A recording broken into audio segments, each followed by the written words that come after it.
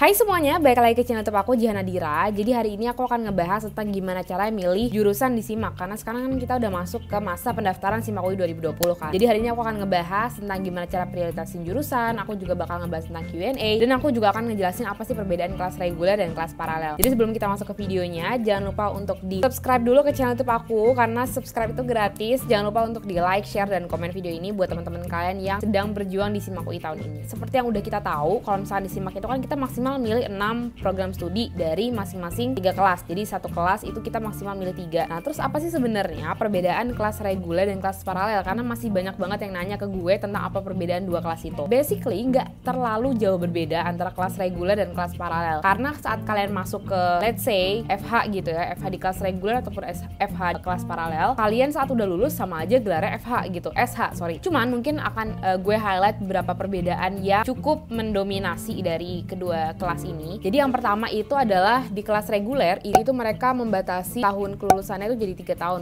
maksimal. Yang boleh daftar di kelas reguler di SIMAK UI 2020 mulai dari angkatan 2020 itu sendiri, terus angkatan 2019 dan angkatan 2018 yang terakhir. Kalau misalkan kalian ada di angkatan selain itu, kalian bisa daftar di kelas paralel gitu ya. Jadi karena di kelas paralel itu nggak ada batasan tahun ijazahnya. Jadi mau kalian dari tahun 2014, 13, 12, 17, kalau kalian mau kuliah lagi, kalian bisa daftar di kelas paralel kayak gitu. Itu yang pertama. Yang kedua itu ada dari segi biaya. Jadi memang segi biaya ini cukup jadi pertimbangan orang dalam memilih kelas. Kelas reguler itu untuk sistem pembiayaan itu memang lebih ringan karena mereka mengenal dengan sistem BOP berkeadilan. Jadi BOP berkeadilan itu intinya kita bisa membayar biaya kuliah sesuai dengan kemampuan finansial kita. Tapi kalau misalkan di kelas paralel itu kita mengenalnya dengan sistem pembayaran BOP pilihan. Jadi memang nggak seringan di kelas reguler dan biaya juga cukup lebih tinggi daripada kelas reguler gitu. Jadi kalau kalian mau masuk kelas paralel, pastiin kalau kalian itu udah stabil secara finansial selama 4 tahun masa perkuliahan kalian nantinya. Perbedaan yang terakhir itu ada di kelasnya. Ada beberapa fakultas yang memisahkan antara anak-anak kelas reguler dan anak-anak kelas paralel. Baik itu dari kelasnya, baik itu dari jam kuliahnya. Jadi biasanya tuh kalau anak reguler kelas pagi dan nanti selesai kalau nggak siang sore gitu ya. Nah tapi kalau kelas paralel itu tuh mereka startnya siang dan biasanya selesai itu malam. Cuman baik lagi nih gue tekenin, nggak semua fakultas itu menerapkan aturan kayak gitu. Jadi pastiin lagi nih kira-kira kelas paralel gimana? Apakah kelas paralelnya punya jam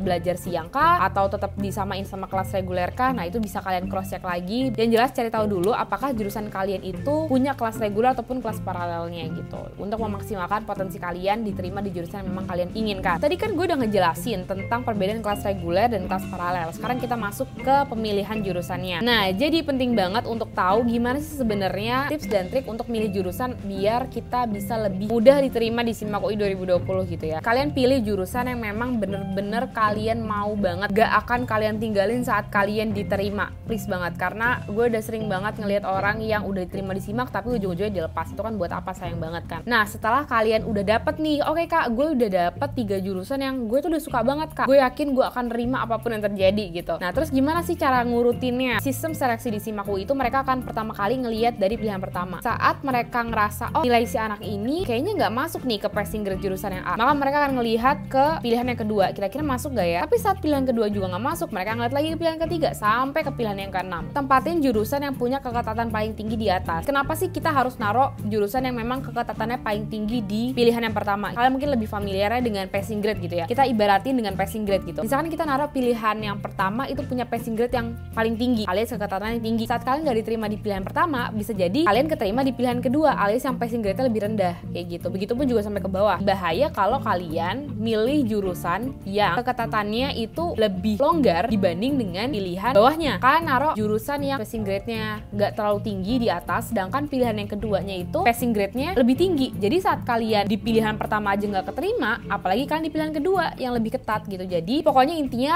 kalian cari tahu dulu dari masing-masing jurusan kalian keketatannya kayak gimana. Nah tapi sebelum kita masuk ke keketatan, kita cari tahu dulu nih kira-kira di jurusan yang kalian pengen itu ada kelas apa aja. Kita udah dapat 3 jurusan nih yang kita udah bener-bener pengen. Nah tahap yang kedua, kalian cari tahu dulu nih kira-kira di jurusan yang kalian pengen itu ada kelas reguler kah atau ada kelas paralel kah atau gimana. Misalkan tiga-tiganya dari jurusan yang kalian pilih ini punya masing-masing 2 kelas, baik itu kelas reguler maupun kelas paralel. Sekarang kalian tinggal ngurutin nih kira-kira keketatannya lebih ketat yang mana sih kayak gitu. Menurut gue pribadi, gue akan naruh kelas reguler itu lebih atas daripada kelas paralel. Karena apa? Karena gini, menurut gue pribadi kelas reguler itu akan cukup lebih ketat ketat ya, selain karena benefit yang ditawarkan oleh kelas reguler, dan itu juga kelas reguler itu daya tampungnya lebih tinggi gitu. Jadi orang-orang akan cenderung milih kelas reguler dulu baru kelas paralel gitu. Oke Kak, jadi ceritanya gue udah nih dapat 3 kelas reguler, terus nanti baru kelas paralel gitu. Terus gimana nih cara gue ngurutinnya ketiga-tiganya di satu kelas? Nah, barulah kalian ngelihat keketatannya. Kalau kalian juga sering ngedenger passing grade atau apapun, nilai apapun gitu ya. Pertama nih disclaimer dulu ya, SIMAK itu nggak pernah ngeluarin passing grade resmi. Dari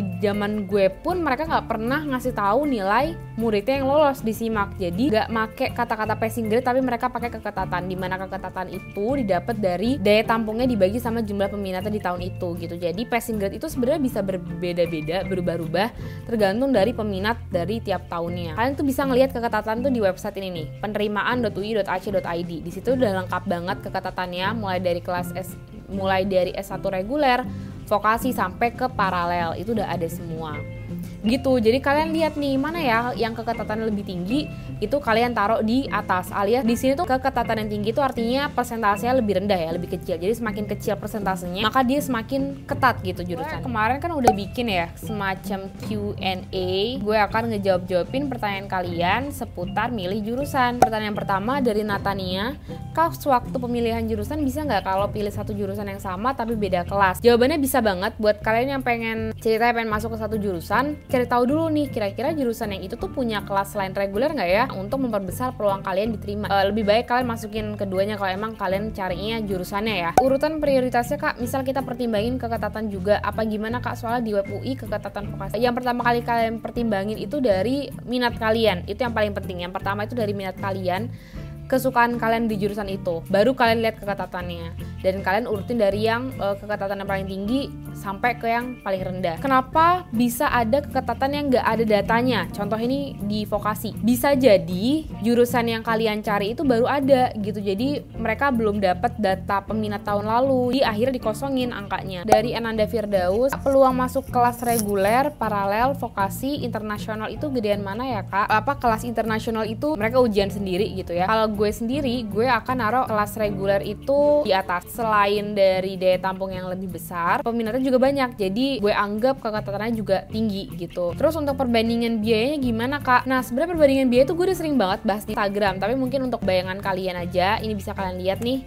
perbandingan harga-harga di masing-masing. Paling ringan itu ada di kelas reguler, dan kalau memang kalian punya uang berlebih, itu kalian cocok untuk masuk kelas internasional gitu, karena biaya juga lumayan ya. Jadi kalau udah keterima semua di UI, yang masuk lewat SNM, SBM, dan SIMAK bakal dicampur nggak kelasnya? Atau kelasnya berdasarkan jalur masuk? Kelas itu nggak berdasarkan jalur masuk, tapi berdasarkan kalian milihnya apa. Misalkan kalian milihnya kelas reguler, nah itu baru digabung. Beda lagi sama kelas paralel, beda lagi sama kelas vokasi, itu beda-beda lagi. Jadi bukan ditentuin dari jalur masuk, karena kalau ditentuin dari jalur masuk, satu jalur masuk itu bisa ngebuka 3 kelas. Dari Febrianto Ridwan, Kak, apa benar kalau kelas reguler kuliahnya pagi sedangkan paralel kuliahnya siang? Iya, tadi yang udah gue jelasin juga. Jadi memang jam kuliah ini nggak pakem gitu loh di semua fakultas. Ada beberapa fakultas yang dia meskipun paralel tapi juga masuk pagi, tapi ada juga yang dia paralel masuknya siang sampai malam gitu. Jadi pastiin lagi ke fakultas terkait, atau kalian juga bisa tanya ke kating-kating yang udah ambil kelas paralel di jurusan yang memang kalian minati. Kak, lulusan SMK kesehatan bisa daftar di fakultas farmasi atau teknik nggak? Kalau milih 3 jurusan yang reguler semua boleh nggak Kak? Pertanyaan pertama, apakah anak SMK bisa daftar di farmasi ataupun FT? Jawabannya bisa. Jadi nih kalian bisa cek lagi ya. Jadi kalian tuh tinggal cek aja sih sebenarnya ketentuan di masing-masing prodi, apakah mereka punya ketentuan khusus terkait dengan lulusan SMA-nya. Tahu gue yang punya ketentuan khusus itu cuma di FK, FKG, sama FKM. Punya standar itu harus dari lulusan SMA dan itu harus IPA. Nah, tapi kalau mereka cuma bilangnya lulusan SMA, MA sederajat, artinya itu kamu bisa daftar di situ as long as kamu lulus di ujian SIMAK-nya. Terus kalau milih 3 jurusan yang reguler semua itu boleh nggak Kak? Jawabannya boleh, karena untuk kelas reguler sendiri dimaksimalkan milihnya 3. Kak, ambil pilihan di kelas berbeda bisa ya di SIMAK? Bisa banget. Sama daya tampung vokasi reguler paralel besar yang mana? Masing-masing daya tampung sebenarnya bisa kalian lihat di SIMAK. Cuman mungkin ini gue bakal kasih contohnya ya. Ini gue buka dari penerimaan.ui.ac.id untuk di kelas vokasi. Itu sebenarnya untuk kelas vokasi nggak bisa dibandingin karena mulai dari jurusan itu tuh udah beda gitu. Vokasi jurusannya berbeda sama di reguler dan paralel. Nah, mungkin yang bakal gue bandingin itu dari reguler dan paralel ya.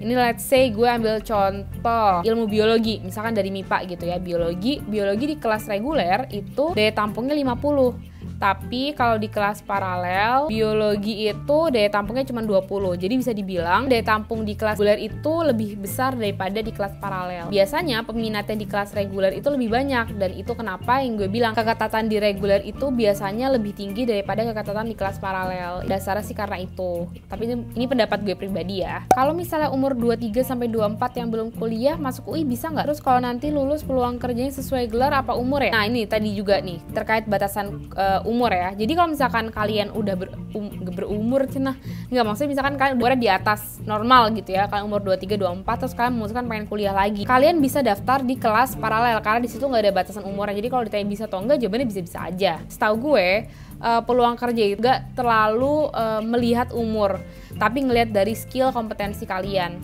gitu. Jadi meskipun kalian udah berumur, tapi kalau kalian dirasa mampu, ya kenapa enggak? Atau meskipun kalian muda tapi kalian bisa bersaing sama yang lebih tua, ya kenapa enggak gitu. Nah, terus ini nih dari Nabila Izani, Kak kalau ambil FKM semua kayak K3, Kesmas, Kesling ada kemungkinan nggak? Jawabannya bisa-bisa aja karena itu kan tiga-tiganya reguler ya. Soalnya dilihat-lihat skornya rata semua FKM, apalagi nggak ada paralel. Nah, iya bener, di FKM nggak ada paralel tapi dia adanya ekstensi ya. Make sense nggak sih kalau ambil Kesmas jadi pilihan kedua? Secara Kesmas banyak yang taruh di pilihan pertama. Kita coba lihat dulu ya, kira-kira keketatannya gimana nih dari Kesmas, K3 sama Kesling. Kalau misalkan di Kesmas sendiri keketatannya 1,3%, K3 itu ada 1,9 dan disusul dengan Kesling 2,3. Jadi bisa kita bilang keketatan di kesehatan masyarakat itu lebih tinggi dibanding K3, dan di paling bawahnya dari kesehatan lingkungan gitu. Jadi kalau kalian mau ngurutin, taruh kesehatan masyarakat di pilihan pertama, baru nanti kedua K3, dan yang ketiga itu kesehatan lingkungan. Jadi kayak gitu ya caranya untuk ngurutin jurusan. BTW ini tuh sebenarnya nggak pakem juga, karena tiap tahun tuh pasti datanya berbeda-beda. Tapi yang jelas kalian punya gambaran untuk nentuin pilihan jurusan kalian. Pertanyaan dari Rafli Rizky Prakoso, kamu nanya kalau penempatan jurusan di SIMAK itu pilihan pertama lebih baik yang kita minat banget tapi daya saingnya rendah, atau yang kita nggak terlalu minat tapi daya saingnya lebih besar? Gue bakal naro yang gue tuh bener-bener suka banget. Ngelihat dari bisa atau enggaknya itu mungkin gue akan kesampingkan dulu. Itu untuk pilihan pertama. Terus untuk di pilihan kedua, gue bakal oke, ini gue suka nih tapi kemungkinan gue diterimanya tuh masih 50-50 nih. Jadi ya gue taruh di pilihan kedua. Nah, untuk pilihan ketiga, itu gue suka juga, tapi kayaknya gue peluang masuknya 70% sih. Jadi gue bakal masukin itu. Pertanyaan dari Anindita Naura, Kak kalau lulusan SMK Kesehatan ikut SIMAK UI ambil jurusan FKM bisa nggak? Sayang banget, aku juga baru dapat informasi kalau di tahun ini untuk jurusan FKM itu hanya menerima dari SMA IPA aja gitu. Aku juga ini sebenarnya baru tahu juga sih, dari teman-teman di Instagram juga baru ngabarin. Kak, buku rekomen latihan soal ada nggak, Kak? Jawabannya ada, aku akan bahas di video aku yang selanjutnya. Jadi jangan lupa untuk dipantau terus YouTube channel aku dan Instagram aku, karena aku akan ada giveaway buku-buku SIMAK UI 2020. Tonton video gue selanjutnya dengan klik lonceng di bawah buat dapat notification kalau gue udah ngupload video baru. Dan mungkin segitu dulu video hari ini. Kita ketemu di video-video selanjutnya.